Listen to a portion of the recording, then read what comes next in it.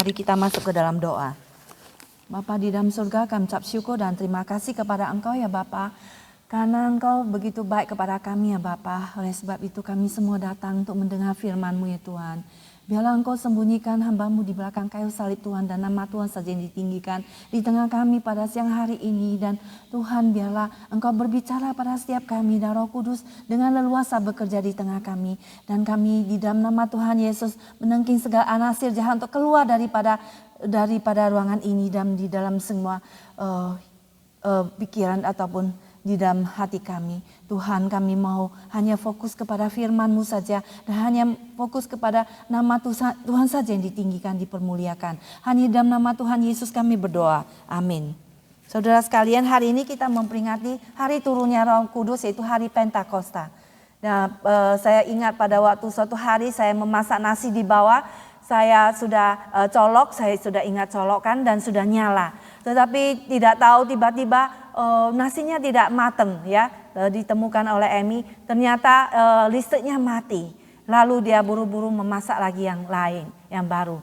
Nah, demikianlah Roh Kudus itu bekerja di dalam hati kita, di dalam pikiran kita, untuk kita mempunyai hubungan pribadi dengan Tuhan, untuk kita boleh bersekutu dengan Tuhan Yesus, mengenal Tuhan kita Yesus Kristus, memuliakan Tuhan.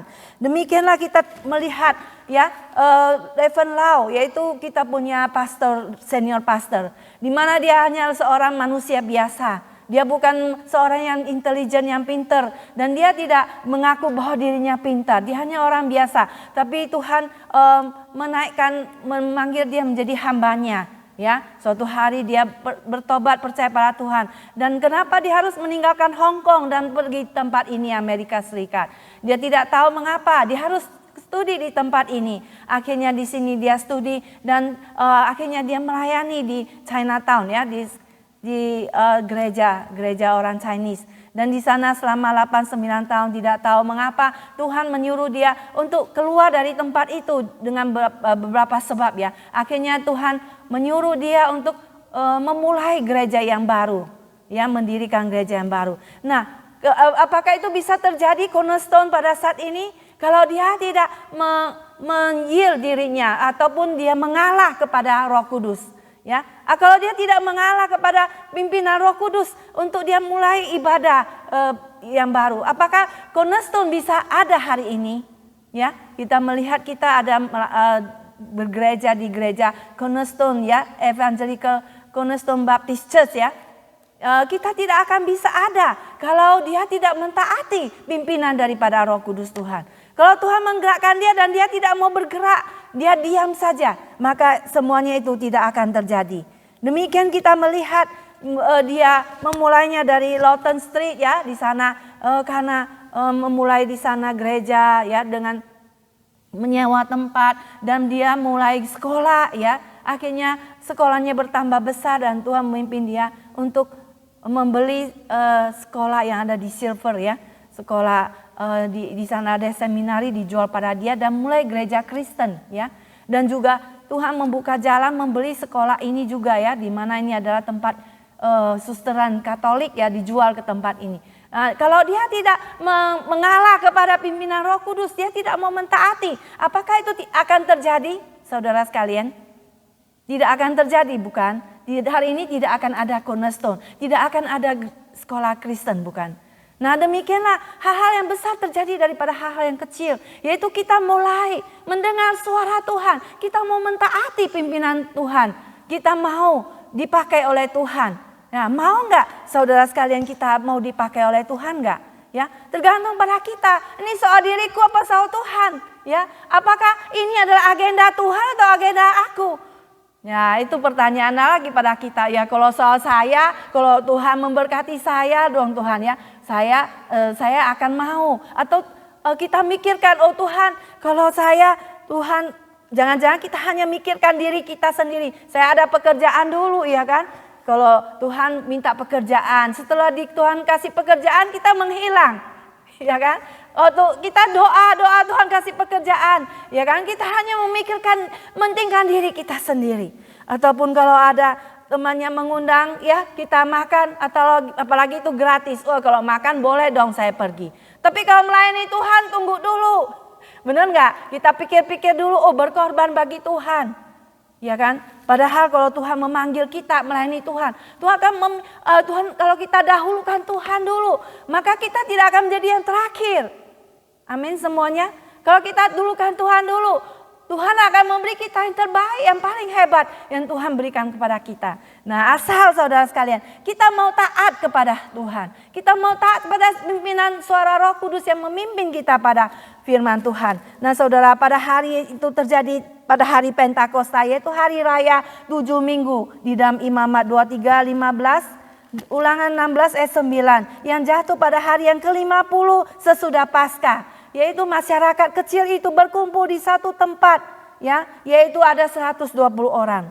Mereka berdoa di ruang atas untuk menanti apa? Menanti turunnya Roh Kudus. Di mana Yesus sebelum terangkat ke surga, dia menyuruh murid-muridnya untuk menunggu janji Bapa. Yang demikian katanya, telah kamu dengar daripadaku. Sebab Yohanes membaptis dengan air, tetapi tidak lama lagi kamu akan dibaptis dengan Roh Kudus. Tidak lama lagi, yaitu 10 hari lagi mereka menunggu di ruang atas. Maka terjadilah turun dari langit suatu bunyi seperti tiupan angin keras yang memenuhi seluruh rumah di mana mereka duduk. Dan juga ada, yakni disebut sign dan wonders, ya, tampak kepada mereka lidah-lidah seperti nyala api yang bertebaran dan hingga pada mereka masing-masing. Dan mereka berkata-kata dalam bahasa lain seperti yang diberikan oleh Roh itu kepada mereka untuk mengatakannya, yaitu glossolalia, yaitu berbicara dalam bahasa-bahasa lain, di mana murid-murid terdengar memuji Allah. Di mana mereka itu adalah orang Galilea yang berbahasa Arami. Mereka berbahasa, ada bangsa-bangsa lain yang pada waktu itu berkumpul di Yerusalem untuk merayakan hari Pentakosta. Tapi hari Pentakosta yang dirayakan oleh Perjanjian Lama, yaitu memanen, ya, merayakan hasil panen daripada ladang mereka. Nah, saudara sekalian, kita akan melihat Alkitab kita di dalam Kisah Rasul pasal 2, ya, sebelum kita memulai lebih jauh. Pasal 2 ayat 1 kita melihat, ya, sampai ayatnya yang ke-13. Mari kita baca bersama-sama Kisah Rasul pasal yang kedua. Ayat 1 sampai yang ke-13. Ketika tiba hari Pentakosta, semua orang percaya berkumpul di satu tempat. Tiba-tiba turunlah dari langit suatu bunyi seperti tiupan angin keras yang memenuhi seluruh rumah di mana mereka duduk. Dan tampaklah kepada mereka lidah-lidah seperti nyala api yang bertebaran dan hingga pada mereka masing-masing. Maka penuhlah mereka dengan Roh Kudus. Lalu mereka mulai berkata-kata dalam bahasa-bahasa lain seperti yang diberikan oleh Roh itu kepada mereka untuk mengatakannya. Waktu itu di Yerusalem diam orang-orang Yahudi yang saleh dari segala bangsa di bawah kolong langit.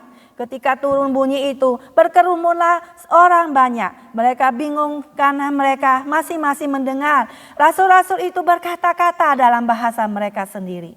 Mereka semua tercengang-cengang dan heran. Lalu berkata, bukankah mereka semua yang berkata-kata itu orang Galilea? Bagaimana mungkin kita masing-masing mendengar mereka berkata-kata dalam bahasa kita sendiri, yaitu bahasa yang kita pakai di negara asal kita. Kita orang Persia, Media, Elam, penduduk Mesopotamia, Yudea dan Kapadokia, Pontus dan Asia, Frigia dan Pamfilia, Mesir dan daerah-daerah Libya yang berdekatan dengan Kirene, pendatang-pendatang dari Roma. Baik orang Yahudi maupun penganut agama Yahudi, orang Kreta dan orang Arab. Kita mendengar mereka berkata-kata dalam bahasa kita sendiri tentang perbuatan-perbuatan besar yang dilakukan Allah. Mereka semua tercengang-cengang dan sangat termangu-mangu sambil berkata seorang kepada yang lain, apakah artinya ini? Tetapi orang lain menyindir, mereka sedang mabuk oleh anggur. Nah, inilah terjadinya hari turunnya Roh Kudus itu yang dinanti-nantikan oleh para rasul. Karena di dalam Yohanes pasal 14 dan 16, Yesus mengatakan kalau aku tidak pergi maka penolong itu tidak akan datang atau penghibur tidak akan datang. Ya kan? Maka Tuhan Yesus pergi ke surga, dia menyediakan pada kita seorang penolong yang lain. Yang ada tinggal dalam hati kita. Kepada setiap masing-masing orang yang percaya kepada Tuhan Yesus. Sebagai Tuhan dan Juru Selamatnya. Nah, kita melihat di sini ayat ketiga sampai yang keempat. Bahwasanya tampak kepada mereka lidah-lidah seperti nyala api yang bertebaran dan hingga pada mereka masing-masing. Nah, saudara sekalian, ini adalah pemenuhan nubuatan perkataan Yohanes Pembaptis, yaitu mengenai Yesus yang akan membaptis dengan Roh Kudus dan dengan api, yang ada di dalam Lukas pasal 3 ayat 16. Dan juga penggenapan nubuatan oleh Nabi Yoel. Ya, saya membacakan Lukas 3 ayat 16.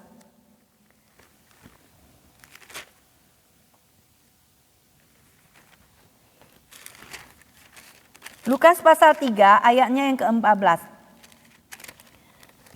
Yohanes menjawab dan berkata kepada semua orang itu, "Aku membaptis kamu dengan air, tetapi Ia yang lebih berkuasa daripada aku akan datang, dan membuka tali kasutnya pun aku tidak layak. Ia akan membaptis kamu dengan Roh Kudus dan dengan api." Yaitu di sini dikatakan Tuhan Yesus yang akan membaptis murid-muridnya dengan membaptis mereka dengan Roh Kudus dan dengan api. Nah, dan juga ini adalah penggenapan nubuat daripada Nabi Yoel bahwa di akhir akan terjadi pencurahan Roh Kudus ya kepada teruna-teruna dan kepada orang-orang muda dan anak-anak. Nah, saudara sekalian, kita melihat ada lidah api ya. Lidah itu mensimbolikan pembicaraan atau kata-kata dan juga komunikasi daripada Injil Yesus Kristus, yaitu kabar baik yang harus kita sampaikan kepada teman-teman kita semuanya. Ya, harus kita sampaikan kabar baik bahwa Yesus Kristus telah datang menyelamatkan manusia yang berdosa dan membawa kita kepada hidup yang kekal di kerajaan sorga dan tidak membiarkan kita binasa ke dalam dosa. Nah, saudara sekalian, lidah api yang bertebaran, divided tongue, artinya api-api itu terbagi, terpisah dan tinggal pada setiap daripada mereka. Api itu melambangkan kehadiran Allah yang membersihkan, kehadiran Allah yang menyucikan, yang membakar habis semua elemen-elemen, semua hal-hal yang tidak diinginkan daripada hidup kita. Membakar semua dosa-dosa dan kesalahan daripada hidup kita. Dan menempatkan diri kita itu tetap terbakar untuk menyalakan hidup orang lain. Sehingga hati kita menyala-nyala ya. Dan layanilah Tuhan, kata Rasul Paulus ya. Kita jangan menjadi kendor. Jangan kita menjadi terlena di dalam dunia ini, menjadi kendor. Oh, biarlah orang lain melayani Tuhan ya. Ini bukan giliran saya kok yang khotbah ya. Ataupun bukan saya gak ini melayani kok ya. Jadi saya ini cuma berleha-leha, tidak melakukan apa-apa.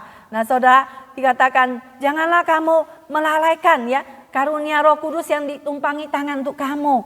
Janganlah kamu menyanyiakan semua gift, talenta yang diberikan pada kamu. Ya, pakailah itu ya. Biarlah rohmu menyala-nyala dan layanilah Tuhan, karena jerih payahmu itu tidak akan sia-sia pada waktu kita melayani Tuhan. Ya, apa yang kita tabur akan kita tuai. Saudara sekalian.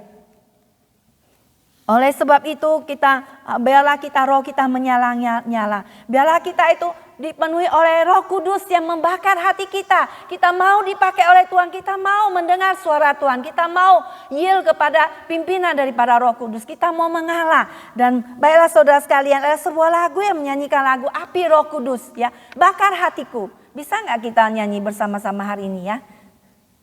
1, 2, 3. Api Roh Kudus, bakar hatiku dengan kasih yang murni dari Kalvari. Roh Pentakosta, giat bagi namamu. Api Roh Kudus, bakar hatiku. Bisa nggak nyanyinya? Ada yang bisa, ada yang nggak bisa ya. Ya, sekali lagi ya, bisa nggak sama-sama? 1, 2, 3. Api Roh Kudus, bakar hatiku dengan kasih yang murni dari Kalvari. Roh Pentakosta, giat bagi namamu. Api Roh Kudus, bakar hatiku. Ya, saudara sekalian, Allah membuat kehadirannya itu dikenal dan diketahui daripada grup orang-orang percaya ini.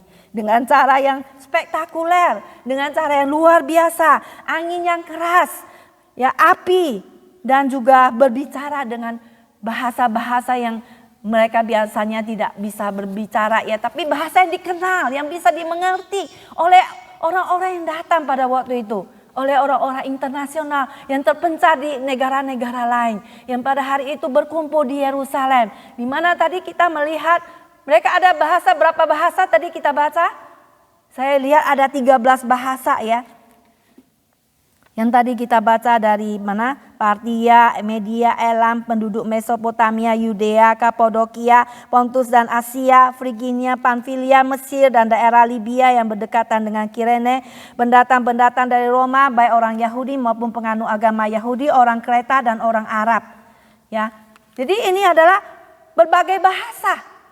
Jadi kita itu satu di dalam Tuhan. Kita datang dari semua bahasa, ya dari berbagai suku latar belakang. Karena Injil Kristus Yesus itu untuk semua bahasa dan bangsa. Maka Yesus berkata kepada para muridnya, pergilah jadikanlah semua bangsa muridku dan baptislah mereka dalam nama Bapa, Anak dan Roh Kudus. Dan ajarlah mereka melakukan semua yang telah kuajarkan padamu. Dan ketahuilah aku menyertai kamu senantiasa sampai kepada akhir zaman. Jadi jangan kita putus asa untuk melayani Tuhan. Karena Tuhan beserta dengan kita. Dan jangan kita takut kalau Tuhan menyuruh kita menyerahkan diri menjadi hambanya. Dipakai oleh Tuhan, bersaksi bagi Tuhan. Kita jangan takut untuk kekurangan. Maka banyak anak Tuhan yang tidak berani untuk menjadi hamba Tuhan, menjadi pendeta, takut kekurangan. Tidak saudara sekalian, mengapa? Karena Tuhan yang sudah berjanji, Tuhan itu tidak pernah bohong dan Dia akan menepati janjinya. Tuhan akan mencukupkan kebutuhan kita. Tuhan tidak akan membuang kita dan tidak akan membiarkan kita. Ya, Tuhan akan mencukupkan semua hamba-hambanya. Kita melihat dalam Alkitab. Ada enggak hamba-hamba Tuhan yang kekurangan? Tidak ada saudara sekalian. Kecuali hamba-hamba Tuhan memang yang mau dipakai oleh Tuhan, yang mau berkorban bagi Tuhan dan mereka mati martir bagi Tuhan.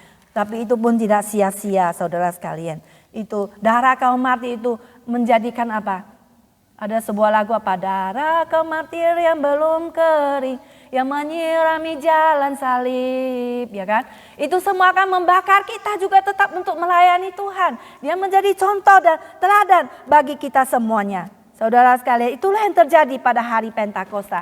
Di mana Tuhan mengkonfirmasi penurunan daripada hari turunnya Roh Kudus dengan api yang turun daripada sorga, lidah-lidah api itu. Seperti Tuhan mengkonfirmasikan turunnya Taurat, hukum Taurat yang di Gunung Sinai kepada Musa, di mana Tuhan juga menurunkan api daripada surga, ya, yang turun di satu tempat itu di Gunung Sinai, ya, yaitu terjadinya turunnya daripada hukum Taurat kepada Musa dan bangsa Israel. Dan saudara sekalian, biarlah api daripada Roh Kudus itu tetap membakar hati kita, menuntun hidup kita, menyertai kita, dan kita tidak akan takut, ya. Karena Tuhan tidak memberikan kepada kita roh ketakutan, tapi roh yang membangkitkan apa? Kekuatan, ya, memberikan kita damai sejahtera, ya, dan sound minded. Ya, saudara sekalian, hari turunnya Roh Kudus. Roh Kudus turun pada hari Pentakosta dan tidak pernah naik lagi ke atas surga. Dia telah turun dan satu kali dan untuk selama-lamanya dan diam di dalam hati kita kepada orang percaya. Ya, di dalam setiap hati orang yang bertobat dan percaya diberikan Roh Kudus di dalam hati kita. Dan Roh Kudus itu selamanya tinggal dan tidak pernah naik lagi. Saudara, Kisah 2 ayat 38 berkata, ya, jawab Petrus kepada mereka, ya, bertobatlah dan hendaklah kamu masing-masing memberi dirimu dibaptis dalam nama Yesus Kristus untuk pengampunan dosamu, maka kamu akan menerima karunia Roh Kudus. Jadi itu siapa kepada diberikan pada orang yang bertobat dan percaya pada Tuhan Yesus. Sudahkah kamu menerima Yesus Kristus sebagai Tuhan dan Juru Selamatmu? Sudahkah engkau bertobat? Sudahkah engkau memiliki karunia Roh Kudus? Kalau sudah saudara sekalian, kita itu sudah bisa dipakai oleh Tuhan. Efesus 4 ayat 20-30 mengatakan, ya, dan janganlah kamu mendukakan Roh Kudus Allah yang telah, ya, dimeteraikan, ya, yang telah memeteraikan kamu menjelangkan hari penyelamatan. Nah, Roh Kudus bekerja terus dalam diri orang-orang percaya sejak hari Pentakosta sampai Yesus Kristus datang kembali untuk kedua kalinya. Maka dia menggerakkan hati kita terus, ya. Kalau tidak minta Roh Kudus, saudara sekalian, kalau kita tidak minta Roh Kudus, ya, kalau Roh Kudus tidak turun pada hari Pentakosta, tidak diberikan dalam hati kita, maka kita tidak bisa Kita tidak bisa mengenal Tuhan. Ya, Roh Kudus itu melahir barukan dalam diri kita. Ya, Roh Kudus itu berkarya di dalam hati kita. Ya, peranan Roh Kudus di dalam diri orang percaya. Ya, maka kita perlu Roh Kudus untuk menginsafkan, untuk menyadarkan kita semua akan dosa. Ya, kenapa kita sadar kita berdosa? Karena ada Roh Kudus yang bekerja dalam hati kita. Hati kita merasa tidak tenang, kita merasa gelisah, kita merasa kehilangan damai sejahtera. Karena apa? Kita tidak mentaati ya firman Tuhan. Maka Roh Kudus itu menyadarkan kita, mengisapkan kita akan dosa, akan kebenaran dan akan penghakiman daripada Tuhan. Yohanes 16 ayat 8. Dia menjadi penolong dalam hidup kita. Yohanes 14 ayat 6 mengatakan, aku akan minta kepada Bapa dan ia akan memberikan kepadamu seorang penolong yang lain supaya ia menyertai kamu selama-lamanya. Dia menjadi penghibur orang-orang percaya. Yohanes 16 ayat 7. Namun benar yang kukatakan ini kepadamu adalah lebih berguna bagi kamu jika aku pergi. Sebab jika aku tidak pergi, penghibur itu tidak akan datang kepadamu. Tetapi jikalau aku pergi, aku akan mengutus dia kepadamu. Kemudian peranan Roh Kudus yang lain itu sebagai roh kebenaran dan juga sebagai roh yang memuliakan Kristus. Maka Roh Kudus itu adalah roh yang memberikan kepada kita itu suatu menuntun kita untuk memuliakan Kristus dan juga untuk membawa orang ke dalam seluruh kebenaran. Ya, saya akan bacakan di dalam Yohanes ya. Yohanes pasal yang ke-16 ayatnya yang ke-13 dan 14. Yohanes pasal 16 ayat 13 dan 14. Tetapi apabila ia datang, yaitu Roh kebenaran, ia akan memimpin kamu ke dalam seluruh kebenaran. Sebab ia tidak akan berkata-kata dari dirinya sendiri, tetapi segala sesuatu yang didengarnya, itulah yang akan dikatakannya. Dan ia akan memberikan kepadamu memberitakan kepadamu hal-hal yang akan datang. Ia akan memuliakan aku, sebab ia akan memberikan kepadamu apa yang diterimanya daripadaku. Nah, Roh Kudus itu akan memuliakan Kristus. Roh Kudus datang, bukan kita itu hanya menjunjung tinggi Roh Kudus, tapi melalui Roh Kudus yang akan memimpin kita kepada Kristus, membawa orang kepada pertobatan untuk percaya kepada Tuhan Yesus, membawa orang sadar dan insaf akan dosanya, akan kebenaran dan akan penghakiman. Karena Roh Kudus itu tidak datang membawa orang menjadi kayak pingsan ataupun menjadi orang yang kabur, menjadi orang yang bodoh dan berbicara dengan kata-kata yang tidak dimengerti ya. Berbicara dengan kata-kata yang orang-orang menjadi tidak mengerti. Tapi Roh Kudus akan memberikan kita kepintaran ya, kesadaran ya akan firman Tuhan, memimpin kita ke dalam seluruh kebenaran daripada Tuhan. Sehingga kita menjadi seorang yang cerdas dan tidak menjadi orang yang bodoh. Memberikan kepada kita kuasa untuk menjadi saksinya. Nah, ini saudara sekalian, ada di dalam Yohanes Kisah Para Rasul 1 ayat 8 ya. Yang pada waktu itu murid-murid waktu Yesus sudah mau terangkat ke surga, maka murid-murid masih belum masih belum sadar. Yesus sudah menang akan dosa. Yesus sudah menang atas kuasa-kuasa iblis ya. Dan dia sudah akan naik ke surga. Murid-murid masih ingin Tuhan Yesus menunjukkan tanda ya. Oh Tuhan, kapan yang Kau datang lagi? Ya, maka murid-murid bertanya kepada bertanya pada Tuhan Yesus. Ya, dikatakan di sini, Tuhan, maukah Engkau pada masa ini memulihkan kerajaan bagi Israel? Murid-murid maunya apa? Yesus itu memulihkan kerajaan Israel yang pada waktu itu dijajah oleh bangsa Romawi. Ya Tuhan, biarlah Engkau lah yang menjadi raja ya, membunuh itu orang-orang penjahat, evil itu semua kejahatan itu semua dibasmi. Ya, Yesus mengatakan,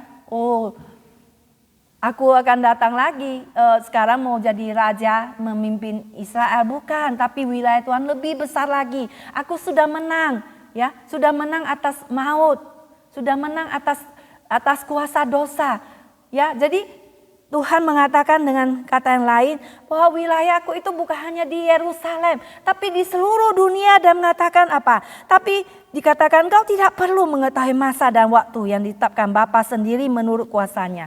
Itu kerajaan Allah itu akan datang. Bukan kerajaan di muka bumi itu, tapi kerajaan Allah itu meliputi seluruh dunia ini, lebih besar lagi, ya dikatakan. Tapi kamu akan menerima kuasa kalau Roh Kudus turun ke atas kamu, dan kamu akan menjadi apa? Saksiku di Yerusalem, di seluruh Yudea dan Samaria, dan sampai ke ujung bumi. Bukan hanya di Yerusalem, tapi di seluruh Yudea, Samaria, lebih jauh lagi mana? Sampai ke ujung bumi, sampai kita di Indonesia pun sudah mendengar Injil Tuhan kita Yesus Kristus, dan kita diselamatkan. Ya saudara sekalian, pada waktu saya umur 14 ada traktat ya di rumahku di atas lemari, saya terambil, saya baca lagi ya. Saya percaya pada Tuhan Yesus. Ya, suatu hari saya bersih-bersih rumah lagi, saya ketemu lagi traktat dari mana ini. Saya baca lagi saudara sekalian. Nah, ini kita perlu bersaksi, kita perlu mengabarkan Injil Tuhan.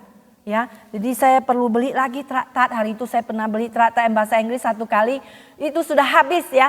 Saya minta Pastor beli lagi. Saya pengen bagi traktat lagi yang ada gambar yang lebih sederhana ya. Jadi kita bersaksi bagi Tuhan. Kita mau dipakai oleh Tuhan ya. Meskipun kita hanya manusia biasa aja. Umur kita tinggal berapa? Ya, saya udah sebentar lagi masuk 60 ya. Di sini ada yang lebih tua lagi dari saya. Tinggal berapa hari saja kita ya saudara sekalian. Waktu kita tidak banyak. Umur manusia itu sangat pendek sekali. Orang tua saya sudah dipanggil oleh Tuhan. Ada kakak saya juga, kuku saya juga. Jadi kita di dunia ini juga kita hanya memikirkan apa yang kita makan, apa yang kita minum ya. Kata Tuhan Yesus itu apa? Ya, di dalam Roma pasal 16 dikatakan bahwa kerajaan Allah itu ya bukanlah soal makan dan minuman, tapi soal apa? Soal kebenaran, soal damai sejahtera dan sukacita oleh Roh Kudus. Ya, saudara, jadi kita tidak hanya memikirkan diri kita sendiri ya. Menjadilah orang yang agung, kita mau dipakai oleh Tuhan ya. Jadi kita mau mendengar suara Tuhan ya. Seperti kita melihat Tuhan juga berbicara kepada kita kok ya. Tuhan berbicara kepada kita meski bukan dengan angin yang keras ataupun dengan api. Seperti kita melihat ya, Tuhan itu bicara kepada kita. Asal kita mau dengar dan taat kepada suaranya. Di dalam 1 Raja-Raja 19 ayat 10 sampai 13 ya, kita melihat Nabi Elia. Pada waktu itu dia mendengar suara Tuhan. Dia mau mati aja ya, mau mati buat Tuhan. Karena dia dikejar oleh Isabel ya, mau dibunuh karena waktu itu dia membunuh nabi-nabi palsu yang 400 orang itu. Jadi Isabel istri daripada Ahab mau membunuh dia takut, dia lari ke padang gurun ya, dan kemudian di sana dia mau minta mati saja. Tapi Tuhan tidak ingin dia mati. Tuhan memberikan dia makanan daging sehingga dia kuat lagi, dia jalan kaki lagi ya. Jalan kaki jauh. Ya, sampai ke suatu tempat yang Tuhan tunjukkan kepada dia ya, di suatu gunung namanya Gunung Horeb. Saya bacakan ya 1 Raja-Raja 19 ayat 10 sampai ayatnya yang ke-13. Jawabnya, aku bekerja giat-giatnya bagi Tuhan Allah semesta alam. Karena orang Israel meninggalkan perjanjianmu, meruntuhkan mezbah-mezbahmu dan membunuh nabi-nabimu dengan pedang. Hanya aku seorang dirilah yang masih hidup dan mereka ingin mencabut nyawaku. Lalu firman-Nya, keluarlah dan berdirilah di atas gunung itu di hadapan Tuhan. Maka Tuhan lalu angin besar dan kuat yang membelah gunung-gunung dan memecahkan bukit-bukit batu mendahului Tuhan. Tetapi tidak ada Tuhan dalam angin itu. Dan sesudah angin itu datanglah gempa. Tapi tidak ada Tuhan dalam gempa itu. Dan sesudah gempa itu datanglah api. Tetapi tidak ada Tuhan dalam api itu. Dan sesudah api itu datanglah bunyi angin sepoi-sepoi basah. Segera sesudah Elia mendengarnya, ia menyelubungi mukanya dengan jubahnya, lalu pergi keluar dan berdiri di pintu gua itu. Maka datanglah suara kepadanya yang berbunyi, apakah kerjamu di sini, hai Elia? Jawabnya, aku bekerja segiat-giatnya bagi Tuhan Allah semesta alam, karena orang Israel meninggalkan perjanjianmu, mesbah-mesbahmu dan membunuh nabi-nabimu dengan pedang. Hanya aku seorang dirilah yang masih hidup dan mereka ingin mencabut nyawaku.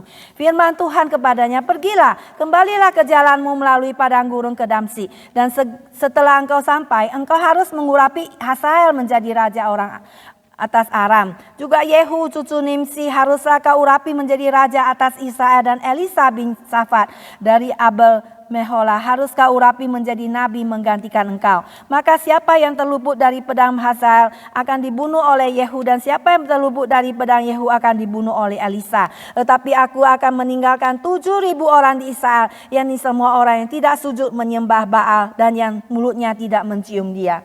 Demikian kita melihat Tuhan berbicara kepada siapa? Nabi Elia dengan melalui angin sepoi-sepoi basah, ya, dengan bisikan yang halus, ya. Tuhan kadang bicara pada kita dengan berbisik dalam hati kita. Apakah engkau sabar mendengarnya, saudara sekalian? Apakahnya engkau sudah mendengar bisikan daripada Tuhan? Dan kalau Tuhan berbicara kepada kita, ya, mengingatkan kita akan firman-Nya, maka apakah kita mentaatinya? Ya, kalau Tuhan menyuruh kita melakukan tugas-tugas kita, ya, apakah kita melakukannya, ya, untuk Tuhan? Ya, Allah memakai metode yang transmasti untuk bekerja dalam hidup orang, hidup manusia, ya. Tapi Dia juga bisa bicara kepada kita dengan bisikan yang halus seperti itu. Ya, pada waktu kita sedih, Tuhan menghibur kita. Ya, pada waktu kita lemah, Tuhan menguatkan hati kita.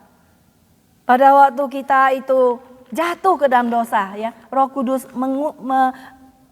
itu menegur kita sehingga kita berdiri kembali. Nah, demikianlah pimpinan dari Roh Kudus itu kepada kita. Tuhan memberikan kepada kita tugas, ya, memberikan kita tugas melalui bisikan Roh Kudus-Nya dalam hidup kita. Apakah kita mentaatinya, saudara sekalian? Kalau kita tidak pergi, maka tidak akan terjadi apa-apa, saudara sekalian. Apakah engkau tinggal diam saja pada waktu ada pelayanan di gereja? Apakah kita hanya membiarkan hamba pendeta aja seorang diri yang melakukan tugasnya? Apakah kita juga mau, ya, ini adalah tugas daripada Tuhan, ya, agenda Tuhan juga ada agenda saya, bukan? Oh, ini bukan agenda saya cuma mau tidur-tiduran di rumah misalnya. Saya cuma mau pergi jalan-jalan. Ini agenda saya, saudara. Tapi apa agenda Tuhan, apakah kita juga mau mentaatinya, agenda Tuhan itu? Tugas daripada Tuhan pada kita. Maukah kita, saudara, juga ikut bersaksi bagi Tuhan? Seperti Filipus yang pada waktu itu Roh Kudus menuntun dia, ya, untuk mendekati kereta daripada sida-sida dari Ethiopia. Di mana sida itu sedang membaca kitab Yesaya yang dia tidak mengerti. Maka Filipus menjelaskan kepada dia firman Tuhan, dia tidak mengerti. Sehingga sida ini kemudian dibaptis percaya kepada Tuhan Yesus. Nah, Tuhan memimpin dia juga, Roh Kudus ini, ya, kemudian melarikan dia, ya, pergi ke Asdod, ya. Di sana dia juga memberitakan Injil. Nah, saudara sekalian, pada waktu Tuhan memimpin hidup kita, ya, apakah kita cuma diam aja, ya? Itu bukan urusanku, ya, urusan orang lain. Nah, saudara sekalian, apakah kita taat, ya, kepada pimpinan Tuhan?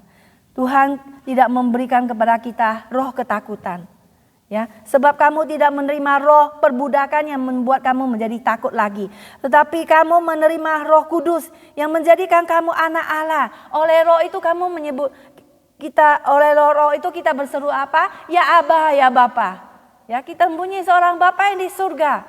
Jadi kita ada penolong, ya, di dalam Roh Kudus itu membimbing kita kepada Tuhan. Yang Roh Kudus itu adalah Allah itu sendiri juga. Nah, saudara sekalian, Allah Tritunggal, ya, saudara. Roma pasal 8 ayat 11. Dan jika roh Dia yang telah membangkitkan Yesus dari antara orang mati diam di dalam kamu, maka Ia yang telah membangkitkan Kristus Yesus dari antara orang mati akan menghidupkan juga tubuhmu yang fana itu oleh roh-Nya yang diam di dalam kamu. Semua orang yang dipimpin oleh roh Allah adalah anak Allah. Roma pasal 8 ayat 14. Nah, saudara sekalian, ada seorang yang suka main musik, ya. Kemudian dia suatu hari mereka diam di situ ada tempatnya untuk mereka diamnya di apartemennya, di sana ada tempat untuk pertunjukan pianonya dan juga mereka tinggal di atas. Nah, orang yang main piano suatu hari dia suka main musik ya, main waktu malam itu. Waktu setelah dia main musik orang semua tidur dengan tenang. Tetapi orang ini suka main musik itu dengan nada yang terakhir dia tidak mau mainkan, ya. Misalnya kita nyanyi apa ya? Oh Tuhan tarikku, bisa aja lagu itu ya. Cepat mengikutmu, hatiku denganmu berpadu. Biar angin bertiup dan badai menembus, kan ku iring di kau selalu. Tuhan kau terindah yang puaskan hatiku, kau milikku dan ku milikmu. Biar ombak menderu, gelombang menembus, kan ku iring di kau harusnya ada lu-nya, tapi dia tinggalkan satu itu. Si re do, harus ada do ya kan. Si re dia diam aja. Akhirnya orang-orang di atas semua nggak bisa tidur, gelisah semuanya. Kok nggak ada penutupnya ya? Ya, si re harusnya ada do-nya. Akhirnya satu orang di atas ini dia gelisah banget, nggak bisa tidur. Kok nggak ada do-nya? Ya, dia gelisah. Akhirnya dia sangat gelisah, dia turun daripada lantai atas, dia turun ke bawah, dia pergi ke piano, dia pencet do gitu, dia tutup itu semua lagunya ya. Nah, itulah saudara sekalian, Tuhan ingin juga kita melakukan tugas-tugas yang belum selesai. Ya, Tuhan ingin kita menjadi partnernya, menjadi rekan kerjanya bagi Tuhan. Ya, ini sesuatu privilege yang Tuhan berikan pada kita. Ya, ingin kita menyelesaikan tugas yang Tuhan tinggalkan kepada kita di atas dunia ini. Ya, di mana Tuhan bisa lakukan sendiri, tapi Tuhan ingin pakai kita. Tuhan telah naik ke surga. Dia meninggalkan Roh Kudus di hati kita untuk kita melayani Tuhan. Ya, bekerja di ladangnya Tuhan, terlalu manis kata lagu-lagu itu ya. Kerja buat Tuhan terlalu manis, ya. Biar pikul salib terlalu manis. Kita mau dipakai oleh Tuhan. Maka mari saudara sekalian, kita jangan diam saja. Ya, kita jangan hanya peduli kepada keuntungan saya, ya, kepada pekerjaan saya saja. Ya, bagaimana saya membayar rekening bank, saya bayar bill daripada sewa rumah saya mau membayar uang makan saya dan sebagainya. Tapi kita juga memikirkan ya, bagaimana pekerjaan Tuhan di gereja, ya, bagaimana hamba Tuhan hidup, ya, bagaimana kita itu mengelola, ya kan, semua pekerjaan Tuhan biar bisa berjalan. Bagaimana kita mengabarkan Injil, bersaksi bagi Tuhan, ya, bukan hanya kita berbicara saja ya saudara sekalian. Kita bisa berbicara dengan berbagai bahasa yang bisa dimengerti, yang seperti yang Rasul Petrus lakukan dengan kuasa Roh Kudus, ya. Ya, di mana kita bisa saling mengasihi, di mana itulah Pak orang-orang gereja mula-mula melakukannya kan, para jemaat mula-mula. Mereka itu hidup bersama, di mana apa yang mereka miliki bukan adalah milik mereka bersama. Ya kan? Luar biasa. Apa yang mereka punya itu adalah punyaan bersama. Mereka saling mengasihi sehingga Tuhan menambahkan jiwa-jiwa yang diselamatkan. Sehingga Petrus berkhotbah, 3.000 orang bertobat, percaya pada Tuhan Yesus. Dan kemudian tidak lama lagi jadi 5.000 orang. Nah, mau nggak kita dipakai Tuhan, maka Tuhan akan mengisi ya semua bangku yang kosong. Tuhan akan memberikan kepada kita. Nah, maukah kita itu mau juga ya membawa jiwa-jiwa datang pada Tuhan. Jiwa-jiwa yang belum diselamatkan kita bawa mereka pada Tuhan sehingga mereka boleh diselamatkan oleh Tuhan. Ya saudara sekalian. Mau saudara sekalian, kepunyaan kita itu di rumah itu adalah kepunyaan bersama, kepunyaan Tuhan. Disitulah gereja dilahirkan, ya, kelahiran daripada gereja. Pentakosta itu turunnya Roh Kudus, hari Pentakosta, hari kelahiran gereja. Mau saudara sekalian kita dipakai oleh Tuhan dimanapun kita berada, Tuhan manggil kita biar dimanapun saja. Sebuah lagu mengatakan kemana saja ku telah sedia, pimpinan Tuhan tak pernah bersalah. Tolong ku taat memikul salibmu, Tuhan pimpinanmu sempurna dalam kota kecil atau kota besar. Jiwa sama berharga di matamu. Kemana saja ku telah sedia. Ku mau cinta yang dicintahu. Mari saudara sekalian, kita mencintai apa yang dicintai oleh Tuhan dan membenci apa yang dibenci oleh Tuhan. Amin semuanya. Mari kita masuk ke dalam doa. Ya Bapa dalam surga, kami ucap syukur dan terima kasih pada Engkau ya Tuhan. Engkau telah menyelamatkan kami Tuhan. Dengan darah anak-Mu yang kudus Tuhan. Tetapi Tuhan, pekerjaan ini belum selesai Tuhan. Engkau mau kami Tuhan pergi mengabarkan Injil, pergi bersaksi bagi Engkau dalam hidup kami. Doa-doa yang telah Tuhan jawab, doa-doa yang telah Tuhan dengar, bahwa Engkau hidup adanya, Engkau ada di tengah-tengah kami. Engkau sungguh Tuhan, Tuhan yang hidup. Engkau sungguh Tuhan, memerdekakan kami daripada dosa. Sungguh Engkau Tuhan, Tuhan yang sejati. Sungguh Engkau Tuhan, mengampuni dosa kami Tuhan. Kami mau memberitakan Engkau adalah Tuhan yang baik, Tuhan yang mati bagi kami. Kami mau bekerja melayani Engkau. Kami mau Tuhan, hidup kami tidak sia-sia. Kami mau dipakai oleh Engkau. Hidup kami yang sisa-sisa ini Tuhan. Biarlah Tuhan seumur hidup kami mau dipakai oleh Engkau. Kami Tuhan tidak mau hidup dengan sia-sia, hanya mementingkan diri kami sendiri saja, hanya mementingkan untung rugi kami sendiri, hanya mementingkan benefit kami sendiri saja. Tuhan, biarlah kami juga mau pentingkan Tuhan pekerjaan-Mu, mementingkan Tuhan gereja-Mu Tuhan, mementingkan Tuhan pelayanan-Mu Tuhan, sehingga kami tidak acuh tak acuh Tuhan. Kami mau Tuhan memperdulikan Tuhan pekerjaan Tuhan, kami mau peduli Tuhan, kami mau ikut partisipasi, kami mau ikut ambil bagian, kami mau Tuhan melayani Tuhan di dalam mendapat bagian dalam kerajaan-Mu ya Tuhan. Dengarlah doa kami ya Bapa, hanya dalam nama Tuhan Yesus Kristus kami berdoa. Amin.